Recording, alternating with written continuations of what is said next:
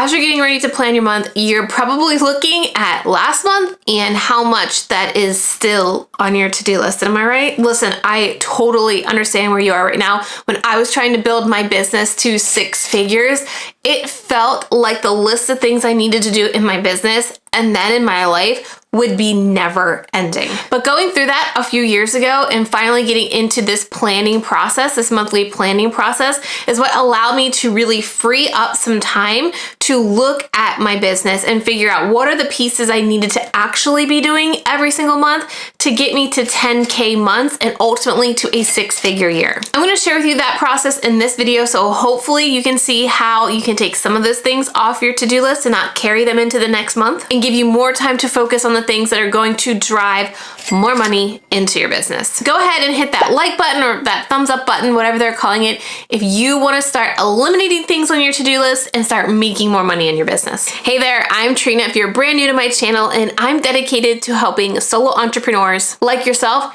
get to consistent 10K months in your business without falling victim to the hustle culture. As I walk through this planning process with you, literally get out the stuff you need to start planning your month with me. And you can actually come back to this video every single month to do this process. So here's exactly what you're gonna need to plan your month. Paper and pen.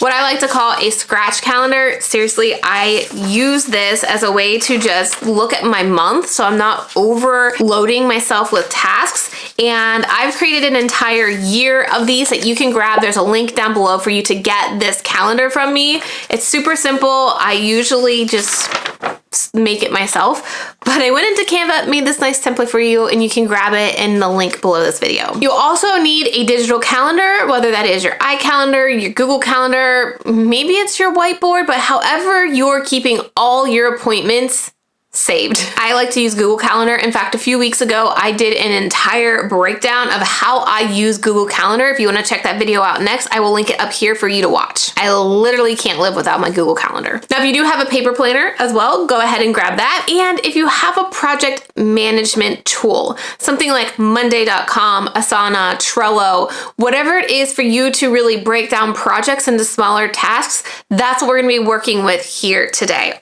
All of these things. Now, if you're anything like me, you're always super excited to just get in and start planning. But what I learned back when I was trying to get my business to consistent 6 figures every single year is I ended up doing the same thing every single month because I wasn't reflecting on the previous month to figure out what was working, what wasn't working, what was I hating, so that I could make a change. I went too many months, probably years ultimately, doing things I hated because I didn't take time during this monthly planning process to reflect on the previous month. So, paper and pen in hand, and you can pause this video once I share with you these prompts so that you can write these down. But here are 3 questions I want you to ask yourself and write it out. Yes, I suggest writing it out. I understand journaling, all of that. You love it, you hate it, but trust me on this process.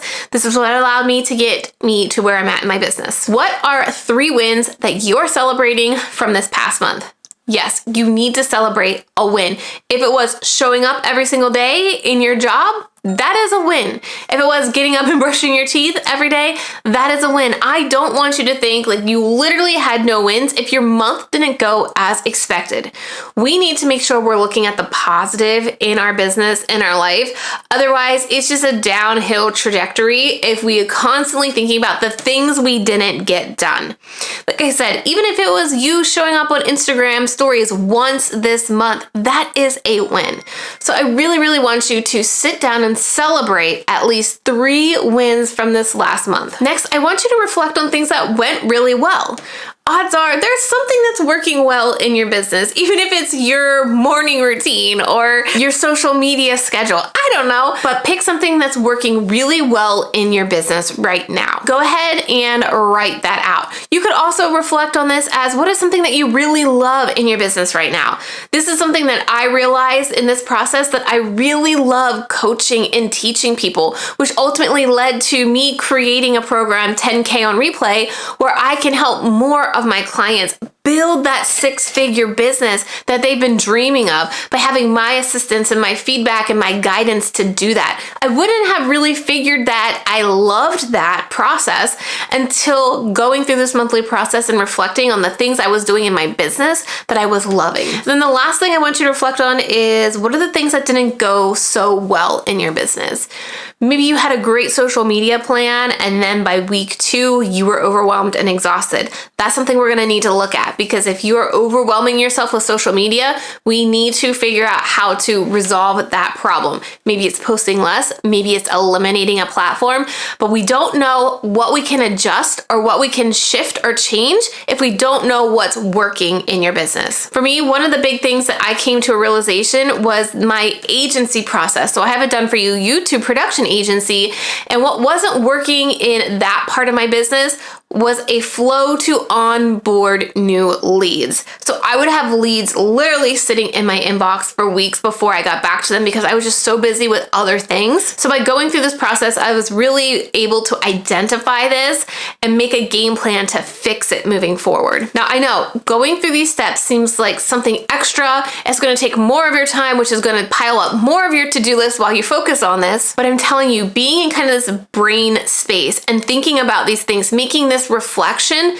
is seriously going to help you planning your month ahead, because if you didn't like the way your past month went, we need to do something different for your upcoming month. All right, if you hit pause and took the time to reflect on those 3 questions, welcome back. The next thing in my process after getting myself into this headspace is I look at the goals that I set this month as I go into the new month. Now, my monthly goals aren't something that I just come up with every single month. It's part of a bigger plan, and it comes into play when I do my quarterly planning process. So every 90 days, I have a much bigger planning process that takes me a few hours to make these monthly planning processes a lot quicker. If you would like to see me do a detailed video on how I plan my quarters or how I plan every 90 days, type in the comments below 90 days. So I know you want to see that and I can make that video for you. It is important to know what are the smaller goals you're going to be doing every single month to get you to those 90-day goals that get you to your year goals. Because if you're wanting to launch a new course or you're wanting to sell more digital products, there's a bigger strategy behind that than what you can accomplish in 1 month. Trust me, you cannot launch an entire program in a month. You are going to put yourself into overwhelm and stress, and it's not a good thing. So knowing if this quarter you want to launch a course, then you can break down these smaller steps that you can do each month. So when you're looking back on your wins, you can celebrate those smaller steps that you took to ultimately get to this bigger win that you want to have at the end of 90 days. So because I do this process, I'm able to know what my monthly goals are going to be as soon as a new quarter starts. So a new quarter is, January through March, April through June, July through September, October through December. That's how we're really planning out our business. And then I'm chunking it down into month to week to day. So what I'm just looking at is the goals I set from last month, and did I achieve them? Where am I at? Is there something that I haven't accomplished yet that I need to possibly move into this new month? I'm not setting these goals yet. I'm just looking at how far along did I get in my goals from this past month. Now, the reason I'm not setting these goals yet is because my new monthly goals could be affected by my business metrics, which is what I'm going to dive into in this next part of planning your month. And listen, I do not live and die by my monthly metrics. Being an online business owner, being an entrepreneur, a course creator, a coach, your monthly metrics are going to influx every single month. I know that January is always a low month for me. I know that April is always a high month for me. I know that July and August are always low months for me. So if I were to reflect every single month at the end of January, at the end of July, I may start freaking out because my income isn't as high during those months because I have the trends to see that's what I can expect. That's why I really like to do a deeper dive every quarter, but I need to have a sense of how we are doing each month. So here are the business metrics that I look at, but I don't freak out over, and I don't make any major decisions over the monthly metrics until I see the overall quarterly metrics. So that first metric is my revenue. So what I do is I look at all the products, services that I've sold that month and what is the number. So for me, how many students bought Video Strategy Academy this month? How many students bought Going Video this month? How many clients did I enroll into 10K on replay? How many paying clients do we have in our agency? And I'm just getting an overview of what those numbers are. Now, I have an entire spreadsheet to track my monthly metrics. This is something that I share inside of my coaching program, 10K on replay. If you are ready to get more serious with tracking your numbers and making sure that you're making the decisions in your business and setting the goals in your business that are going to move you to 10K months, even if you're a solo entrepreneur, to get you to that first 6-figure year, make sure you apply to 10K on replay, because this is my sole purpose inside of this program, is to help solo entrepreneurs make sure they are making decisions based on data, based on the numbers, that they're creating this monthly plan, that you're creating these goals around getting to the numbers that you want. I mean, if you don't know the data, you won't know if the choices that you are making are the right ones. So go to trenalittle.com/10K to apply now. This is a small group. We have around 30 clients inside, and this is my sole focus inside of that program. So once we have the number of sales that we had, we also like to look at how many people went to the landing page for each of these programs, because this is a key piece that so many people don't understand and not enough people are talking about. If you want to sell something, if you want to sell more courses, if you want to sell more digital products, you need to get traffic to those pages. Eyeballs, right? You need to get people there.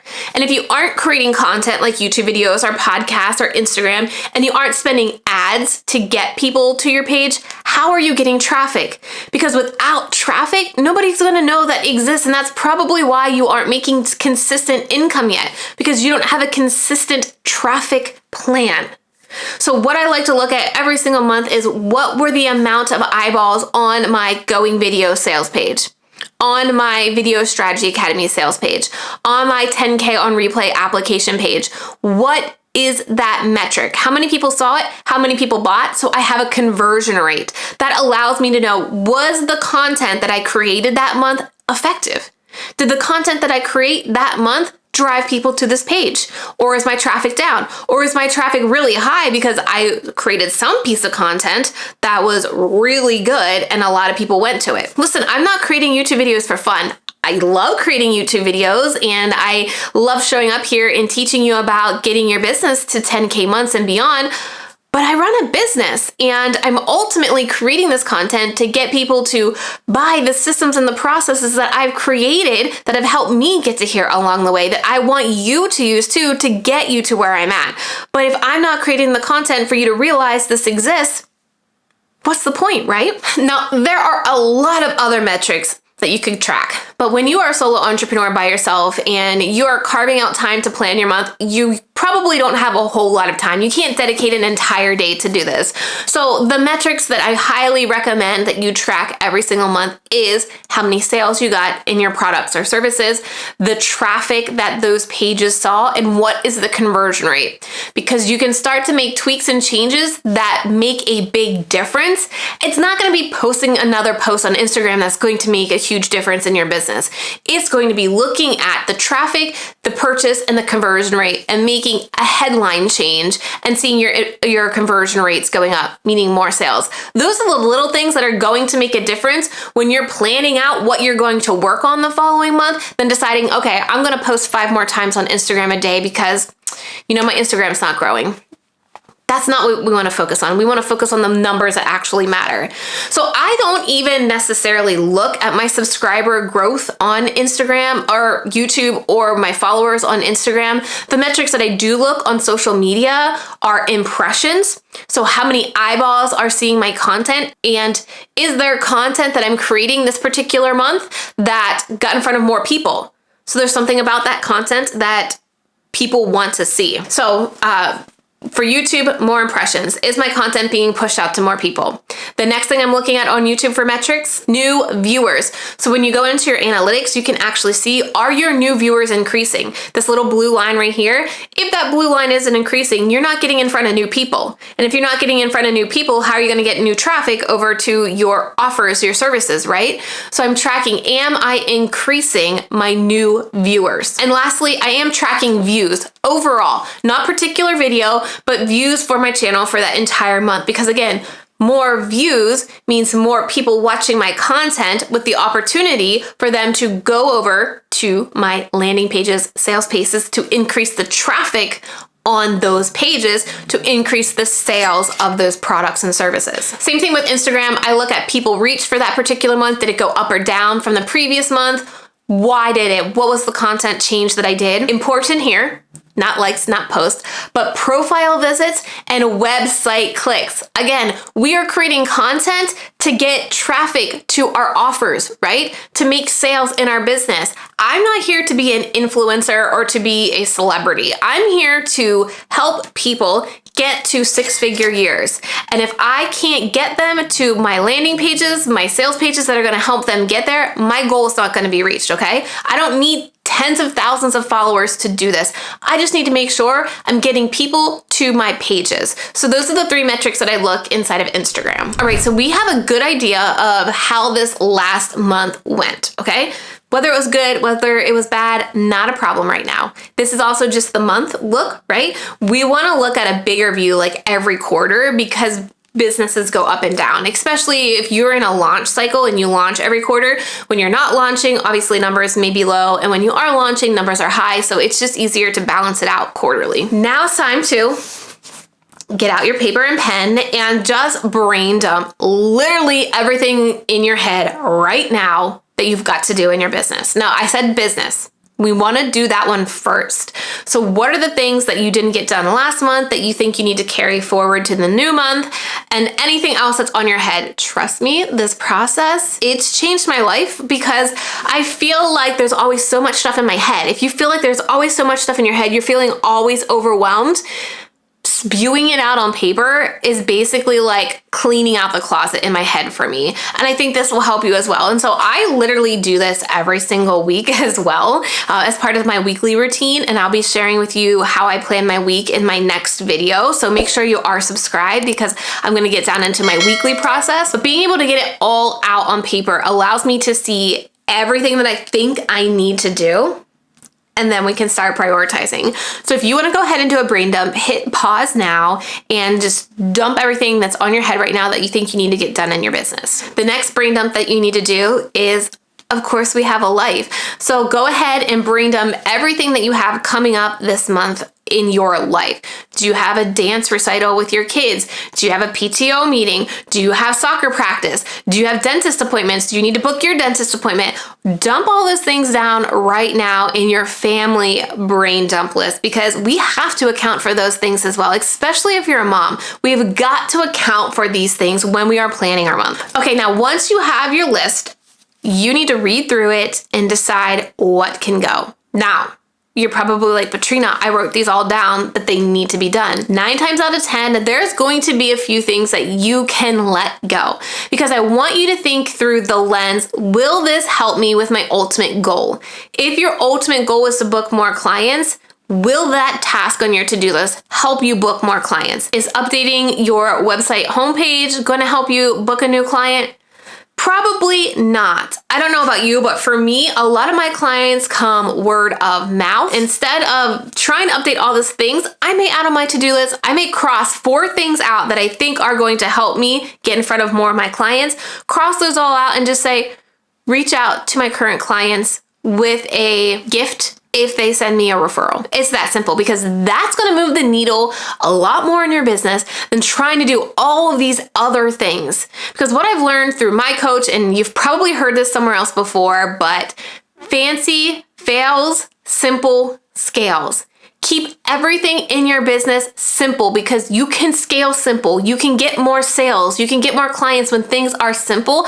The more fancy that you make it and you make this funnel into this funnel and this link goes to here and this is automated to there, things can fail. And when you make it fancy, that's what happens. So make things super simple. Go through your list, see what you can remove and really simplify. At the beginning of this year, I'm going to tell you when I did this process, I actually cut out posting to Instagram.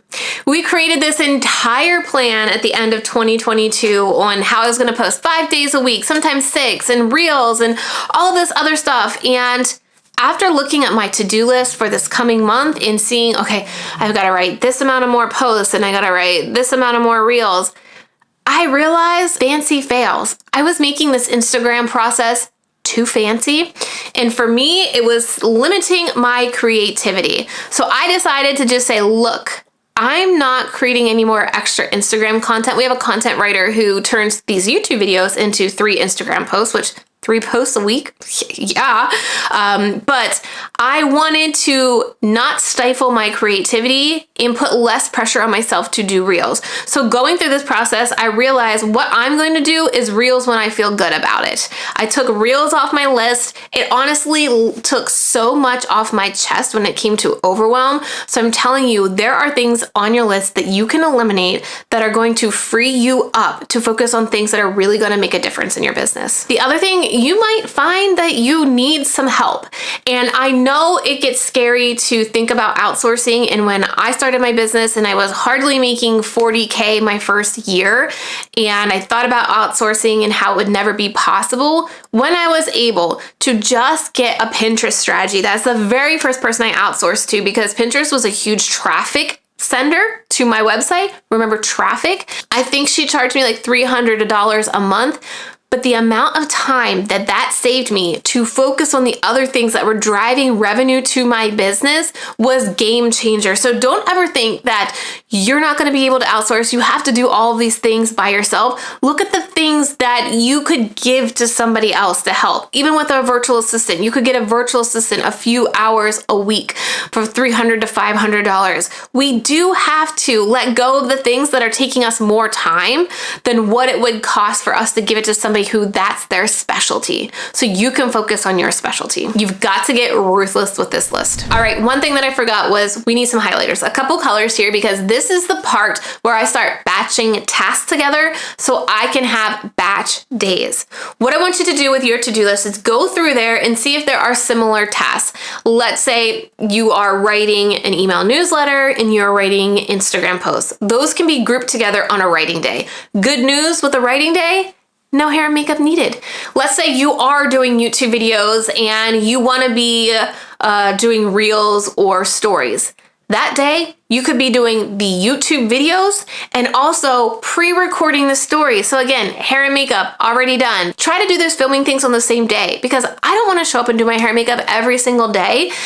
You're going to take this time right now to go through that list and see what are the things that you can batch together. Because when you have similar tasks batched together and you keep your brain in that kind of wave, you're able to get things done, then to go from writing to video recording to phone calls to proposals for clients. That is going to eliminate so much productivity in your life. You want to figure out ways to batch similar tasks together right now. Okay, now it's time to grab your batch calendar and start taking those highlighted similar colors and plopping them into days. I've seriously done this for years. Before I created these in Canva, I just got printer paper and made a calendar for myself, and I would just write in the things that were on my to-do list on this calendar to see if I started adding more than 3 tasks. That's the key. You do not want to add more than 3 tasks to your day. So this is the most recent one that I did, and you can see I listed all my top priorities right up here that needed to get done, and then I started to plug them into this day. Before you start plugging those into those days, remember those family things. If you want to take Fridays off, make sure you're checking Fridays off. If you want to take Wednesdays off, or if you have a dance recital or you're volunteering at your kid's school, those are the things you need to add to your calendar first. Those things matter more than your business. Always, right? So add those in first and then start figuring out where your tasks go on your scratch calendar. It's also really important to understand here that when you start adding all these things in, you're adding calls and the client work that you need to do. most of the time, you only have about 2 hours in your day, if that, to focus on some of these tasks. Realistically, for me, it takes about 2 hours for me to script 2 to 3 videos. So that is one task for one day, because I only have the mornings from about 9:30 to 11:30 to focus on these business tasks, because in the afternoon I have calls, whether they are coaching calls, whether they are podcast interviews, whether they are guest coaching for other friends of mine. But in the afternoon, it's mostly phone calls. So I get about 2 hours every single day to focus on these tasks. But I'm also only working 6 hours a day. I'm working from 8:30 to 3:30. So you need to be realistic about the amount of tasks you're adding to your day. Again, realistically, for me to film 2 to 3 YouTube videos, it's going to be about 2 hours. I also spend about 30 to 40 minutes of my day, the beginning of my day, starting at 8:30, journaling, going through my inbox, and also replying to any Slack messages and catching up on Slack messages with my team and with my 10K on replay clients. And then I do that same process in the evening, the last 30 to 40 minutes of my day, starting at 3 o'clock, sometimes a little bit before, going through my inbox and replying to all my Slack messages. So you can start to see how your time and the amount of tasks on your to-do list really need to be prioritized here. The one little trick that I do have is I try to keep Friday free as much as possible. I would like to have Fridays off, but what generally happens is that any of those extra tasks from out the week that didn't get done, hopefully there's only like 1 or 2, they fall into Friday. So I have Friday open for those tasks that don't tend to get done. So again, that I'm not adding too much on my plate, that week 1's tasks move into week 2, and then week 1 and week 2's tasks move into week 3. I try to leave Friday open as much as possible to catch any of those extra tasks. Now, the other secret that I have here as well when I'm planning my week is I like to theme my weeks.